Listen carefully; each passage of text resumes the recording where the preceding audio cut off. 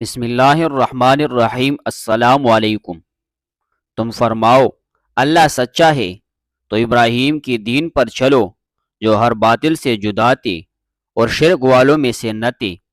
تمہارے باپ ابراہیم کا دین اللہ نے تمہارا نام مسلمان رکھا اگلی کتابوں میں اور اس قرآن میں۔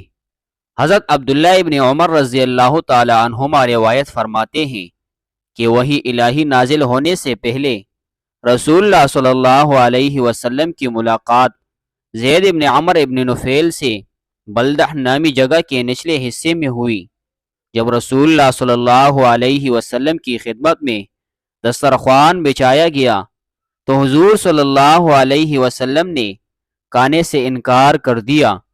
زید ابن عمر نے کہا، میں بھی اس میں سے نہیں کھاتا ہوں جس کو تم اپنے بتوں کے نام پر ذبح کرتے ہو، میں تو صرف اسی میں سے کھاتا ہوں جس پر ذبح کے وقت اللہ کا نام لیا گیا ہو۔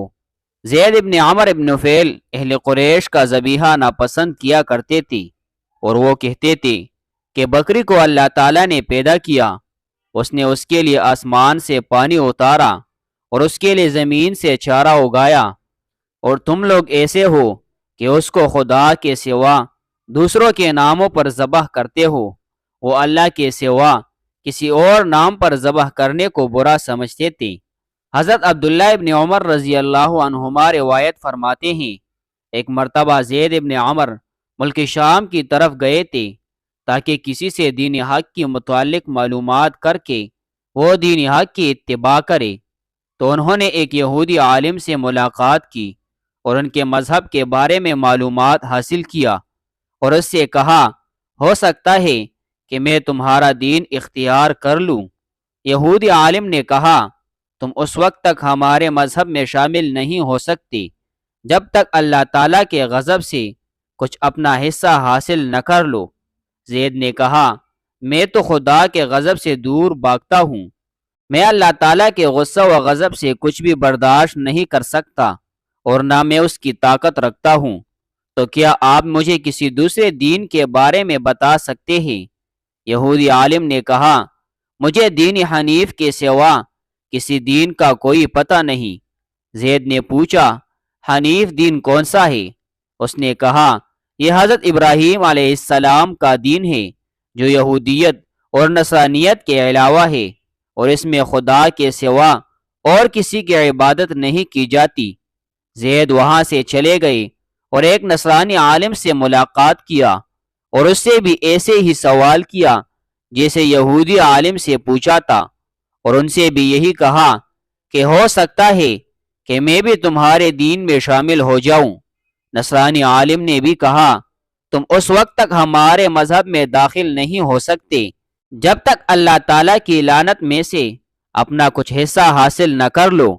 زید نے کہا، میں تو خدا کی لعنت سے دور بھاگتا ہوں اور نہ میں اللہ تعالیٰ کے غصے و غضب سے کچھ برداشت کر سکتا ہوں اور نہ میں اس کی لعنت سے کچھ برداشت کرنے کی طاقت رکھتا ہوں، تو کیا آپ مجھے کسی دوسرے دین کے بارے میں بتا سکتے ہیں؟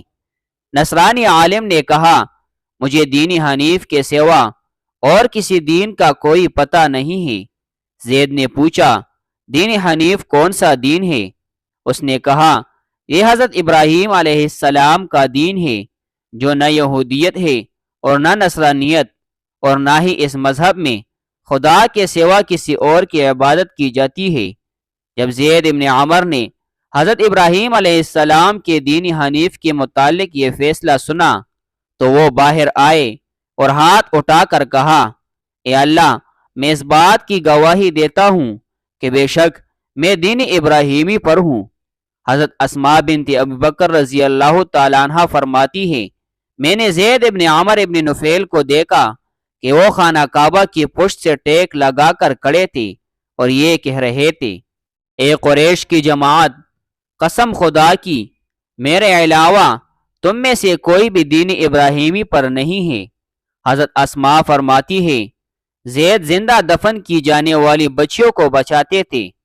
جب کوئی آدمی اپنی بیٹی کو دفن کر کے مار ڈالنے کا ارادہ کرتا تو وہ کہتے، اسے قتل مت کرو، اس کی پرورش کی ذمہ داری میں اپنے سر اٹھا لیتا ہوں۔